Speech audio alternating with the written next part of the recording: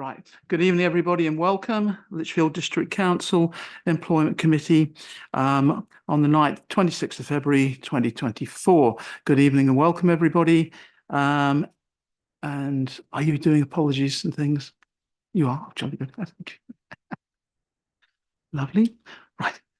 So, any apologies? Yes, Chair, we've got apologies from Sonia Wilcox, Russ Braga, and one of our officers, Samantha Mills. Lovely. Thank you very much. Any declaration of interest, anybody? No, all good. That's better. Okay. Well, in that case, I think it's over on the pay policy to Christy. Minutes of the previous meeting. Oh, do apologise. Minutes of the previous meeting. Have we all read them? Do we all accept them? Somebody like to move them? Thank you. Moved and passed. Lovely. Thank you so much. Yeah, it's called age, you get to my age, you sit there and they prod you. Lovely. Right, are we ready then? Christy. Thank you, Chair. Yes, here we are again, our annual pay policy statement. Members will note that there have been a supplementary pack that unfortunately was sent through earlier today, so hopefully you've had a chance to look at it. The original report was dispatched whilst I was on leave, and those observant amongst you will have noted that the report was draft in watermark and also hadn't been signed off at that point by the monitoring officer and section 151 officer, so those were rectified last week on my return. So apologies for that. Unfortunately, Sam Mills is not well and was taken at short notice away from the duties, so apologies for that oversight, but hopefully you've all had a chance to catch up with the amendments. There weren't very few. Can you point them out as a talk, because I started reading it and I thought this is the same as the one I've already read. Yeah, ostensibly the secondary report is the same. The sign-off relates primarily to the clarification of the market supplements table on the pay policy appendix. So on the actual statement itself, where we've removed some of the shading and clarified some of the payments that are made.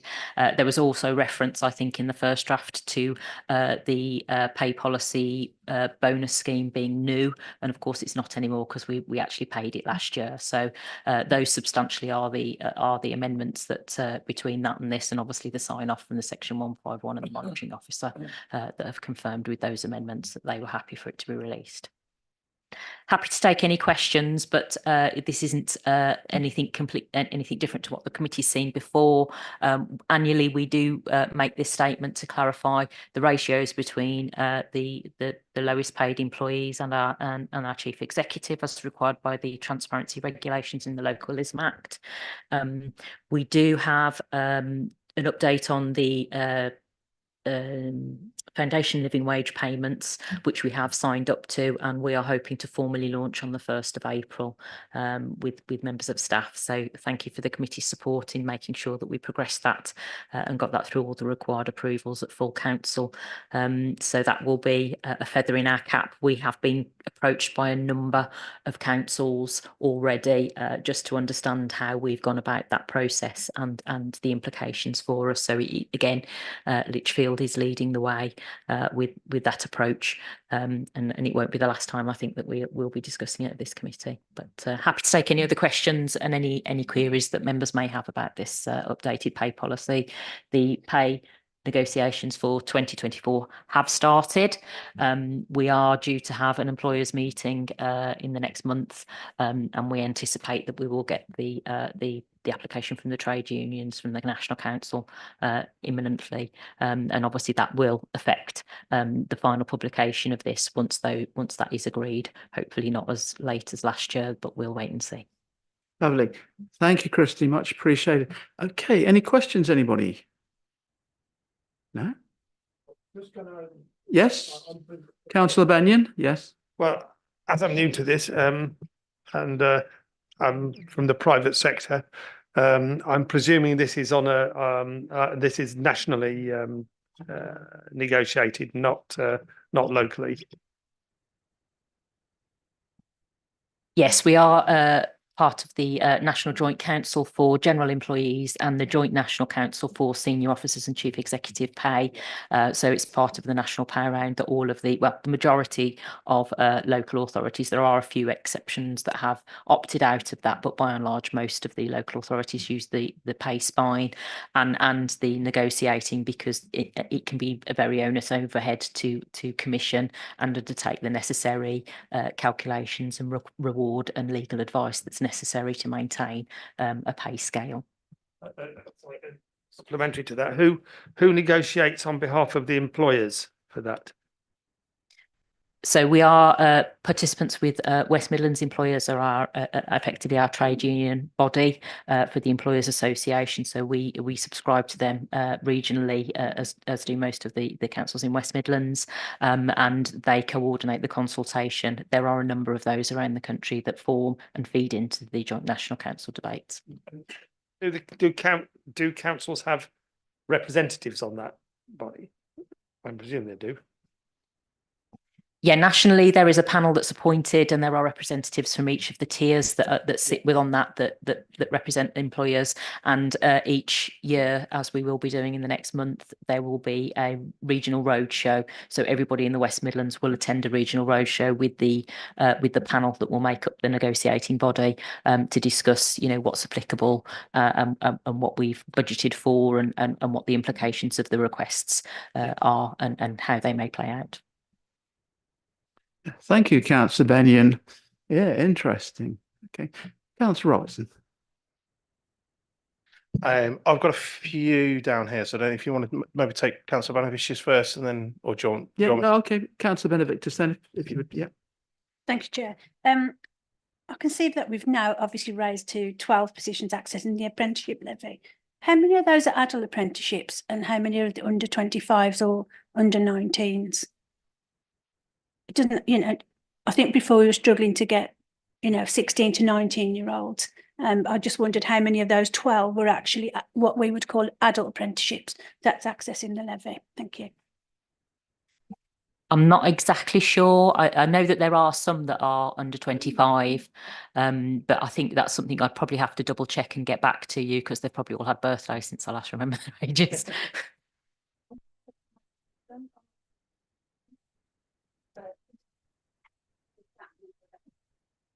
Yeah, we can definitely include that in an update, and the final version that goes to full council, we can make reference to that.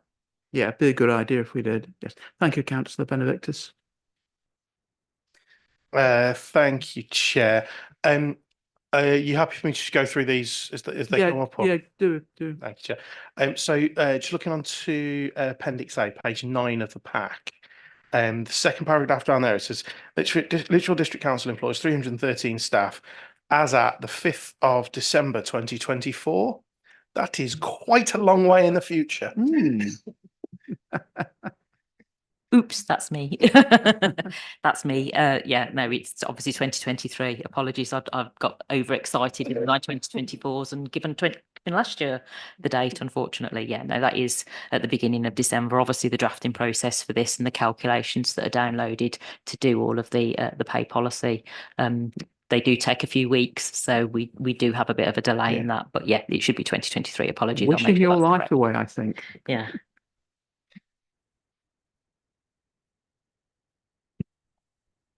Thank you. I'll share your blushes on that one. I missed it last year because it was the same thing last year. So, so a bit of a flipper one to start. If we then move to page 12 of the document pack, where we are talking about the pay structure, it does specifically mention there the local and dangerous building allowances that are paid as a contractual obligation following 2P. But then it says other 2P rates are paid as a result of 2P transfers. I'm just wondering about why we've specifically isolated the one and not the others, and whether when we come to properly publish this, it's worth padding that out and saying that these allowances have all come through because of 2P, which is obviously a very important piece of legislation that I absolutely support. But I think in terms of whether we're publishing stuff, whether we should just be picking one of them.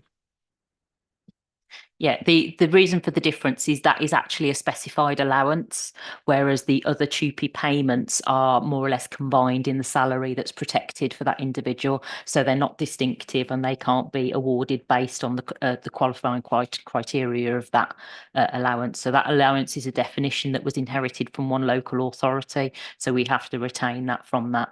The other TUPE protections apply to the individual on their salary package as a whole. So we can't differentiate them in the same way. So if that person who has that allowance no longer meets the criteria of that allowance, then they would effectively lose that allowance because it's part of that TUPE condition, whereas the others, everything is protected as a whole. So that's why it is slightly different. Thank you. I was a bit, Councillor Benyon. yeah, I just want to, I wasn't quite clear where TUPE would come into play. Is it because we're taking in-house something that's been contracted out? Yes, we have a mix. We have that scenario, but we also, in this particular instance, it's where another local authority has employed somebody, and we've taken on that local authority's local conditions, because all local authorities in the last 25 years have gone through a process called harmonisation, where they have reviewed their terms and conditions to remove the different statuses that would have applied to different grades of officers, the old green book and purple book rates, and they're now harmonised into a single version, which we colloquially call the white book, which is our harmonised rate, which I think here was done in 99-ish. Yeah, so yeah, it was, yeah, so it started then and was signed off in the early 2000s. So, but yeah, all local authorities will have these slight anomalies, whilst they'll use the NJC pay spine and the broad terms and conditions and be part of the pay bargaining. There might be local variations like those specific allowances, and that's why we have to do the pay policy, is we detail those so that it's transparent for everybody to see. Thank you, Councillor Benyon. Mind you, if it was that time ago, you were here as a councillor, so you probably signed it off. Councillor Robertson. Thank you, Chair. Just going back to the allowances there, I was just wondering whether that second sentence could have a bit of an update just to kind of make that a little clearer. Just again, I can't imagine that this is going to get 500,000 reads in the first week after we publish it. But if we're putting it there, I think having that clarification would be very beneficial. The next paragraph, the acting up recognition policy, it states there that we've got 2 honorarium of people who are acting up. Can I just ask where we are in terms of the length of time those arrangements have been in place, and whether there's been a commensurate impact on service delivery, and if there has or if there hasn't, whether we then need to effectively give a bit of a steer about whether we need to make that position permanent and delete another post, or whether we need to push people harder to get that recruitment in place. I'm aware what recruitment is like at the minute, but I think just on those 2, I think it's commensurate on us to make sure that we're examining those 2 places where we've got people acting on. Certainly, we can look in that and report on that. I don't think I don't know off the top of my head, because I've not seen the detail of the report, just the figures. Mm-hmm.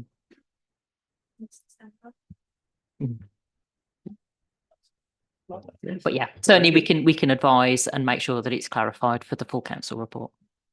Good, thank you. One more, yeah. It's cute that you think I've only got one more.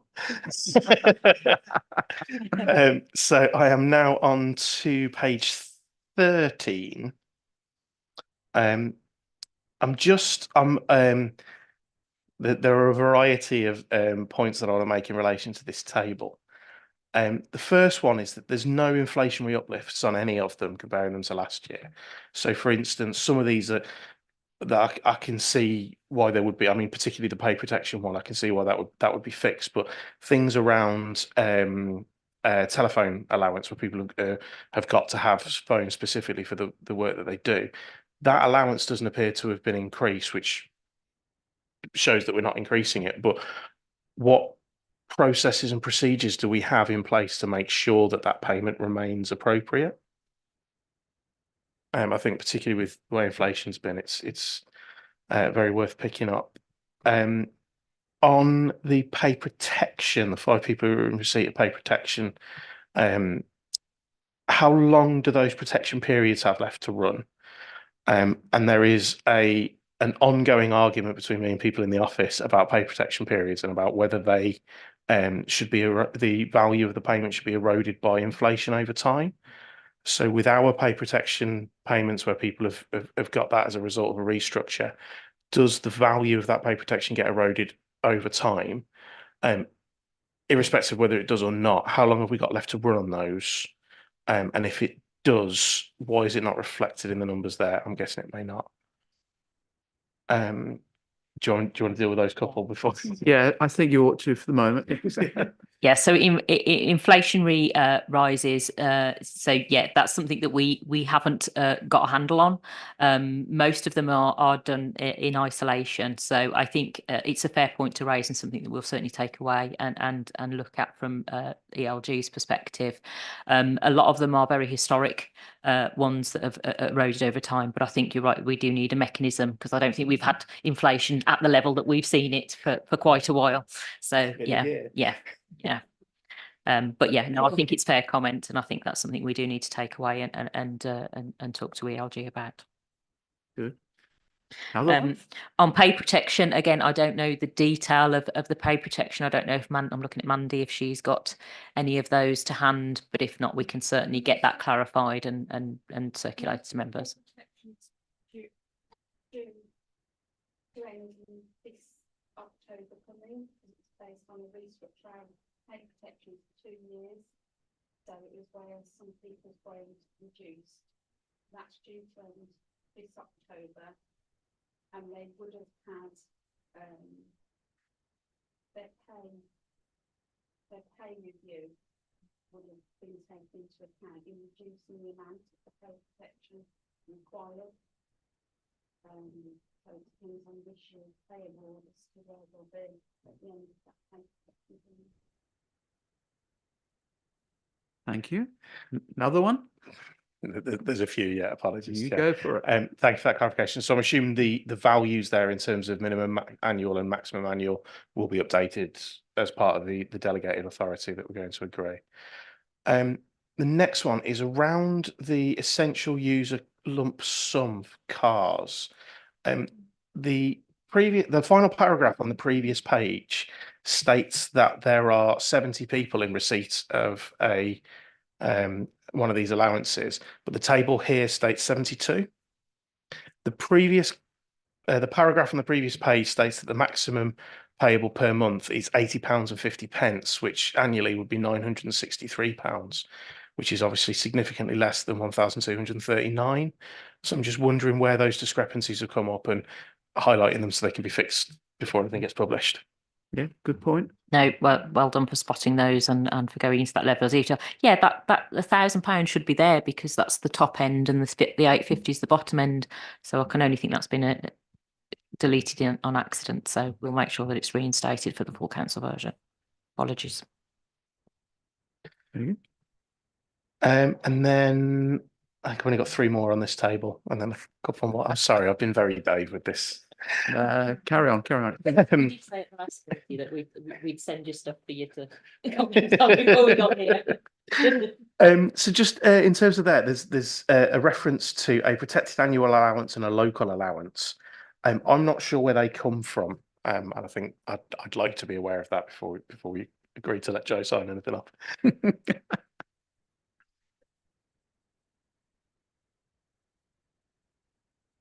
I'm just trying to see what they are. So the protected annual allowance for the 2. I don't know. I'd have to double check and get that. Do you know what they are off the top of your head, Mandy?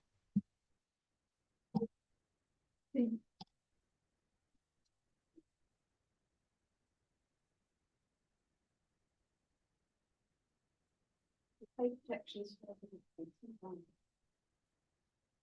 Oh, do you want some time to think about and get back with that one? Yeah, I think we're going to have to come back to the committee on that one. I don't think we've got enough knowledge crammed in our heads at the moment to be able to answer that one off the top of our head. No, you must admit the councillors come up with some interesting questions.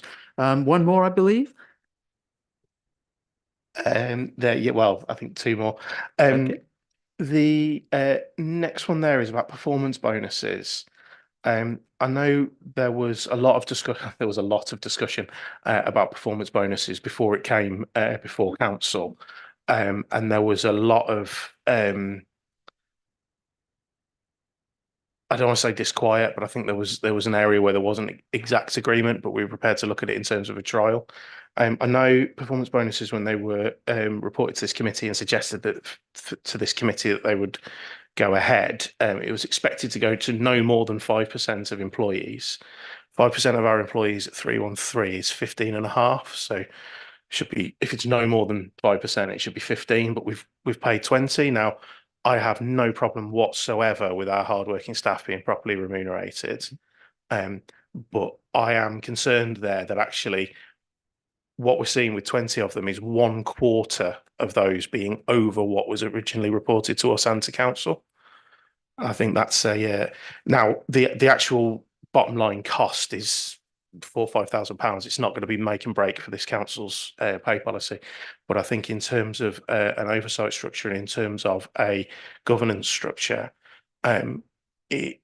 we cannot allow this item to come before us and not discuss the fact that we effectively gave the green light for 15 and 20 have gone out. No, quite right. Again, well spotted. Yeah, well spotted. Again, I hadn't realised the 1% cap at 15. I think the discussions had always been 20, but I think that was an earlier calculation based on headcount. So I'd have to go back and double check where that, because I think 20 was the target that the bonus structure had always been looking to. So it may be how we've presented it in the report in previous incarnations, or it's been a rounding issue that it was 1.5% or whatever, and it's not been reflected in the wording of the report. So, but certainly I think 20 was always the intention. So yeah, I'd have to double check and see where that 1% had come from. Yeah, can I say it's good to see them being able to get these bonuses and actually getting them. So yes, they work very hard, as you rightly say. And just to point out, we are doing an EIA on that in terms of making sure the spread and everything. So as it was done, there was activity doing to make sure that we weren't being biased in our decision making, and that will come forward at the end of the year with the report. Good. Another one? Yeah, and I thank you for that assurance, because I think I know that was one of the things that I said absolutely needs to be in there before we looked at anything and then gave any tacit agreement. But I think I think it's important that we go back to that. We make sure that what gets reported in is exactly how it is, because all of the documentation that came to us very much said no more than 5%. So if it was 20, I think it's 6.3% if you're looking to do that. The last one on this table, the LDC contractual overtime, the numbers are identical this year to last year, which I think may be some form of clerical error, or whether that's just a placeholder until we know when we can update it before we publish. But the three numbers that are there, 61008, 66204, and to 3 employees, are literally they are identical to the ones that came before us last year.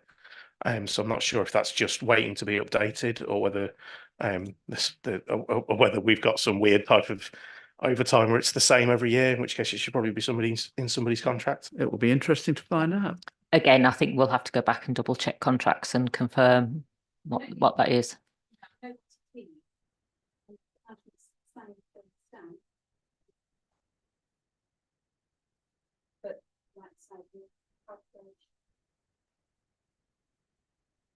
Yeah, we'll double check that, because that should have had 4.7, was it 4.75? Not the percentage that was for uplift. Yeah, if you would check, it would be useful. Yeah. I'm now over to the next page. What am I on now? Page 14. Just there, it's a further question on the performance-related bonus. There's a final bullet point there saying that it's only payable to people who've not been subject to any form of disciplinary grievance or performance process during the 12 months. I'm just looking for some clarification that if there's any member of staff who's been involved with an unproven disciplinary complaint, or for a grievance which is not upheld, that won't necessarily preclude them from being considered in this way. I think we all know, you know, occasionally you get them come through where it doesn't progress any further. Most complaints come through and don't even get as far as an investigatory stage. Quite I right. think even if something's got to an investigation and it's found to be unproven or unupholdable, then I wouldn't want to see staff not be able to access this. No, we don't want to be prejudiced or anything. So, yeah, Thank you. I think that's a really good point, and I think we'll improve the wording on that. thank you very much. Another one? I am done. Thank you, Chair. Oh, wow. No, I'll just say thank you very much for that. It's always useful having you here because you have this sort of ability to look at these things and come up with all the bits the rest of us look at and think, oh, yeah, okay. Well done.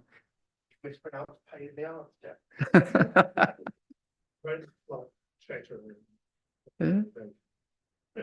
No, it's very important as an improving council, so we're told. It's important we keep improving and get these things right before they go to full council. So thank you very much. Yeah, thank you. Sorry. Okay. Done? Suppose Thank you'd you. like Yes, it- Chair. Just happy for you to Move it. finished. You want it moved and voted on, I would imagine. Yes. Right. Yes, please. Can we have a proposer and seconder, please? Yeah. Serena? Seconder? Can I just interject? Sorry, of course you can. thanks, Chair. There's quite a few of the queries there that we said are going to come back and we're going to be updated, and I think Yeah. particularly around like the local allowance and the and things like that. I'm a little concerned about giving an approval for this to be published without receiving those assurances. In that case, shall we make it an amendment to it that we approve it with, once it has the subject to? Yeah. Yeah, so I think yes, subject to the Yeah, I think satisfactory you're agreement probably of right, members 'cause via email. 'Cause there I'm more was than happy to quite- finish it quite a off lot. via email, but Yes, some council found quite a few things there. So yeah, I think we do it subject to, folks. So you propose it subject to, Serena? Yeah, that was my understanding that those amendments would be made, so factual errors in some parts, so, yeah, those Lovely, thank you. amendments. Seconder? sorry, Chair. I am, as I'm sure everybody knows, a bit of a pain for procedure as well. I think subject to we're agreeing a delegation with 2.2 to you for factual updates around ratios and things. I think the idea of the additional information that we've required, I'd be very reluctant to just put that on your shoulders or onto Councillor Wilcox's shoulders, who isn't even here. So can we make that subject to the agreement of these committee members, because we can agree via email. I am absolutely Yeah. comfortable with that. Fine. I was just thinking it's not long till tomorrow when we've got it. So I think the minutes of this meeting will be on that agenda, but I don't think this item will be. okay, fine. So how would we like to word this, folks? We'd like to say it's subject to. Subject to the agreement of councillors in relation to the items raised this evening, or some words to that effect. I'm very comfortable with, but I'm very reluctant to pass a delegated authority to somebody to put it all on their shoulders when actually it's been me who's been kicking the hornet's nest, and we're supposed to have a committee structure that looks into these things in detail. Yeah, no, that's fine. Are we all happy with that? In that case, that is what we will move. Can we have a proposer, please? Thank you. Can I have a seconder, please? Very good. Are we okay? Yeah. Minutes correct? Yeah. Lovely. I don't think there is anything else, folks. Those in favour, those against. Yeah, I know I've got to do that. I'm just checking. I'm just making absolutely sure here, councillor. So anything else you want to add or take away or whatever, if you're all happy, in that case, then can we have all those in favour? Thank you. I think that's unanimous. So we'll say, okay, thank you all very much indeed. And we'll see you all tomorrow night. Take care.